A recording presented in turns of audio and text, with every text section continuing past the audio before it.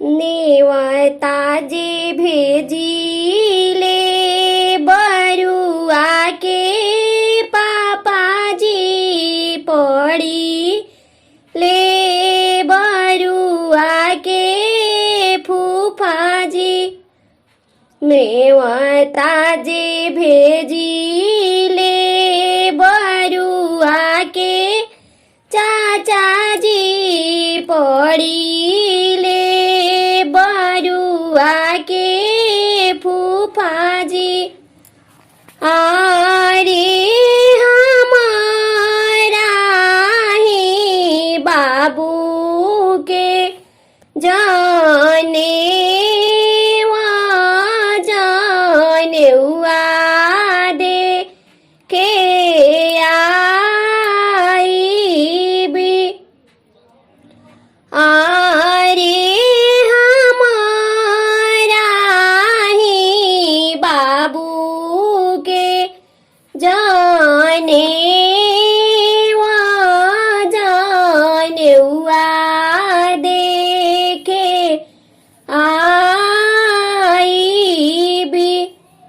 तड़पी के बोली ले बरुआ के फूफाजी हम नहीं आई भी। अरे जेठा बाई सखावा के भूमुरता हम नहीं आई भी। अरे जेठा बाई सखावा के भूमुरता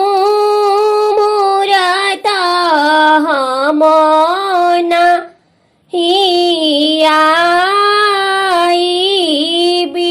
बिनती से बोली ले बरुआ के पापाजी सुनी बरुआ के जीजाजी। अरे हमारा ही बाबू के जाने